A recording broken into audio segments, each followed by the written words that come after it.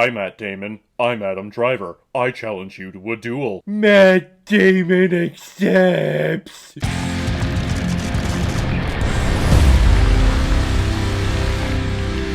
The Last Duel, released in 2021 and is directed by very famous director Ridley Scott, who has directed such other sword and armor flicks like Gladiator, Kingdom of Heaven, the Director's Cut, Robin Hood, or what was originally scheduled to be called Nottingham, and Exodus Gods and Kings. And as you read that list from the oldest to the newest, gosh, you wonder why this film sucked at the box office. Which I'll go on a nice little tangent and rant about it at the end of this video, but let's just talk about the movie first. And this film is starring Matt Damon, Adam Driver, Jodie Comer, and Ben Affleck. And this is the first time that Matt Damon and Ben Affleck have actually written a movie since they won an Oscar for Good Will Hunting back in 1997. So it's been a little bit, and they're pretty damn good storytellers. And they even brought in Nicole Holofcener to write alongside them, just so they were able to get everything accurate when it comes to this whole very tough situation that this film deals with. The film follows three different perspectives over a couple years' time. First, looking at the point of view of Jean de Courrèges, who is a war hero who is always out for blood and guts and to fight for the king. The second chapter and point of view is from Jacques Legris, who is a more educated warrior who has superior favor with the nobleman and gets everything handed to him, unlike Jean, who has to literally fight for everything. And the third and final perspective that we see this story from is Marguerite de Courrèges, who is the wife of Jean, and is really the one of getting their establishment and land back to being prosperous. However, she does catch the gaze of Jacques, and eventually he forces his way into their home, and I'll just come right out and say it, he rapes Margaret. So she tells her husband, and her husband gets all pissed off, and they go to trial with the king to try to bring everything to justice, leading up to a final duel between the two men, while Margaret has to sit there and change, hoping that her husband wins,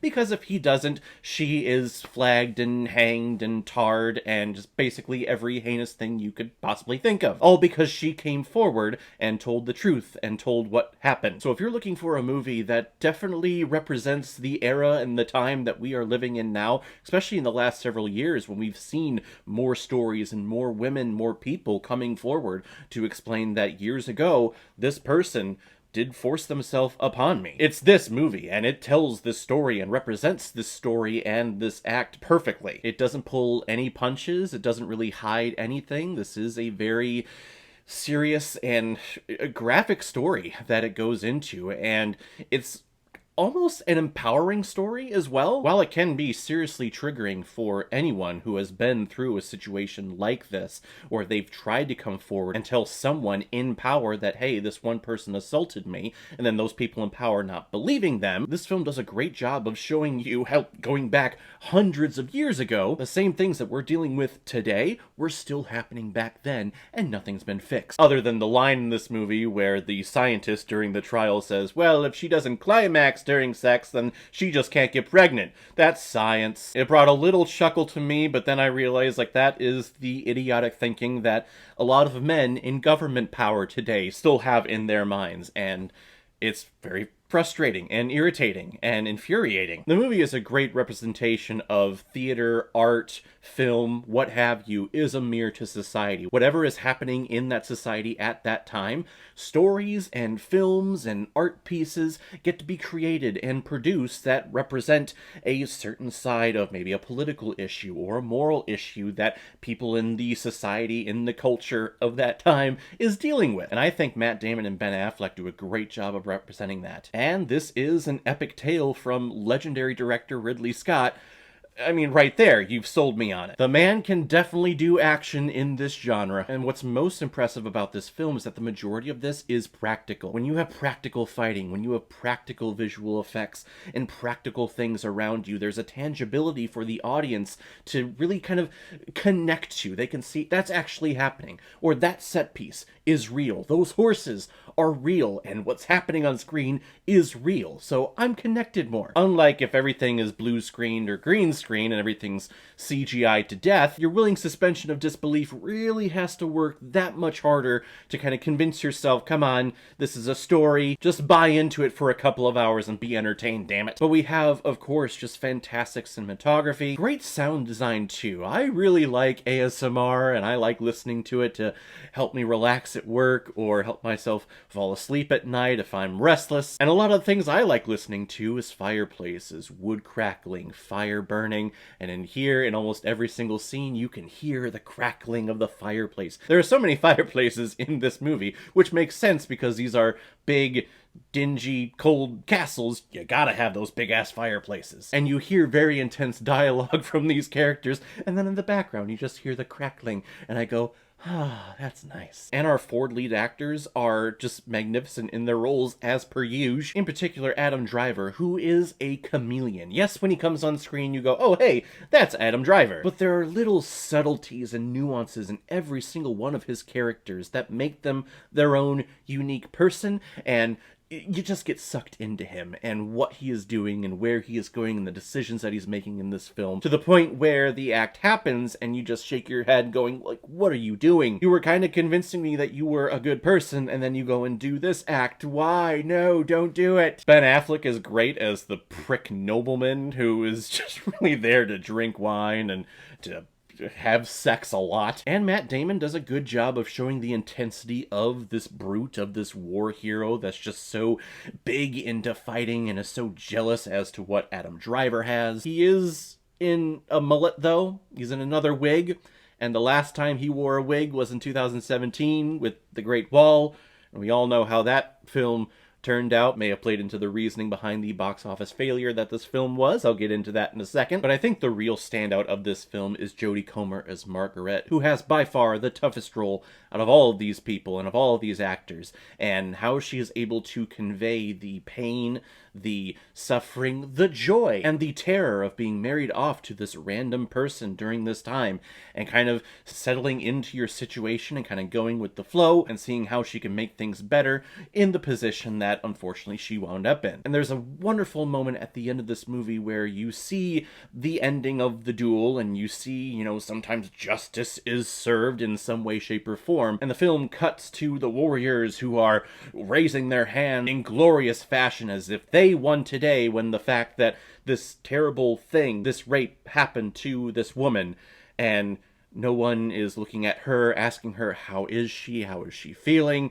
It's all just on the men, and there she is in the background, kind of, well, I'm here. Again, a great representation of a mirror to society. Unfortunately, in our government in this country, it's still a male-predominant government. And yet all of these men keep passing all of these laws that put restraints and laws and lockdowns on all of these women's bodies when the women can't even voice up their own opinion. And it pisses me the fuck off. And I know a lot of the backlash of this movie happened even before the film was released, in that people were thinking that, oh, well, this is vindicating, or it's trying to get us to feel sorry for men who are caught up in rape trials and things like that. And that is not what this movie is at all. If anything, it's trying to show you that the only victim, the only person worth standing behind is the actual victim when it comes to a rape case. And it can also show you how easily it is for people in power to cause reasonable doubt. Like, oh, well, did you really say this? Or, well,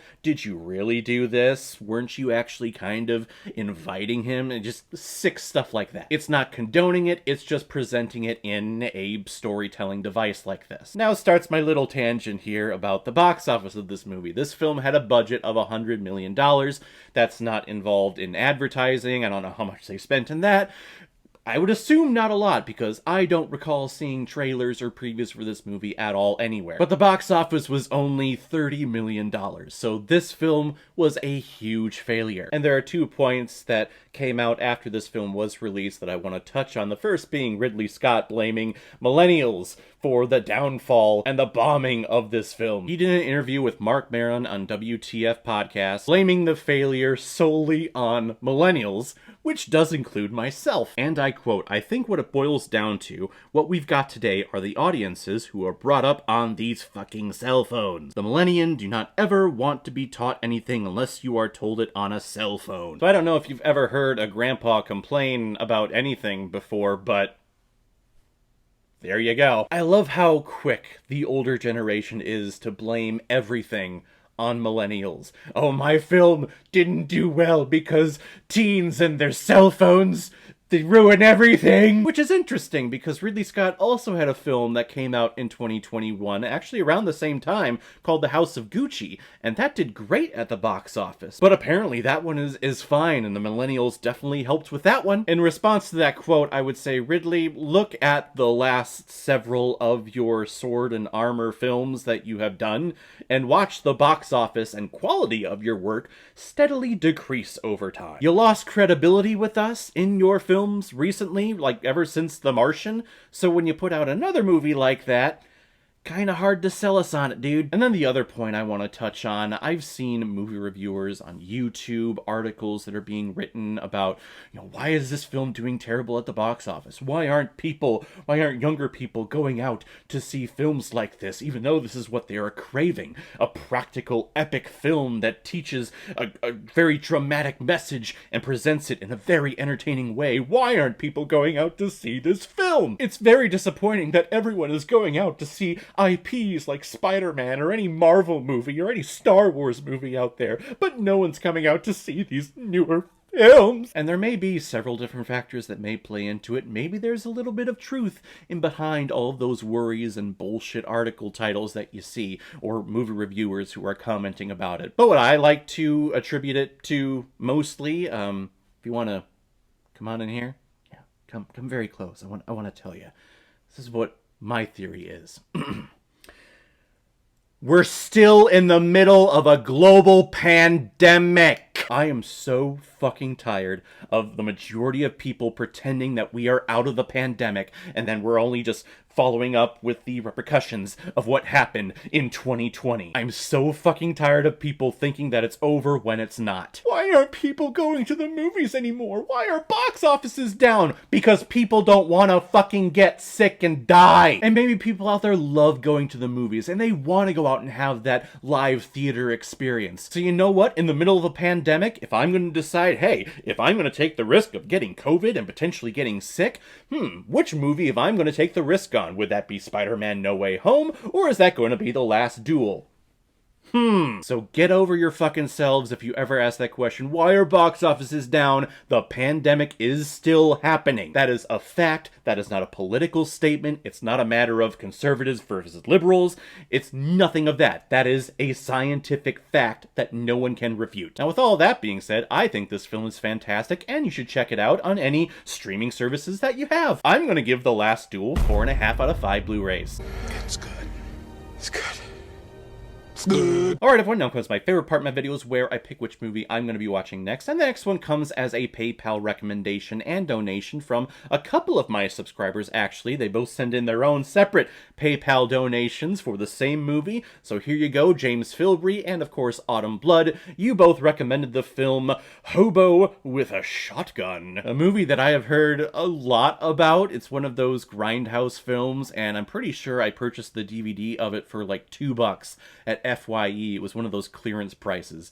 I mean, looking at the poster, looking at the trailer, that's definitely, yeah, I'd pay $2 for this, sure. So we'll check it out next time. So guys, have you seen The Last Duel? What did you think about it? Or if you've never seen it before and you stumbled across it because of this video, then comment below, let me know what you thought about it. And as always, if you like what you see here, if you like my take on movies, then hit the subscribe button and make sure you hit that bell. See you the next time I release my next movie review. So guys, I will see you next time with my review of Hobo with a Shotgun. So in the meantime, be well, be good to each other, and go watch a movie.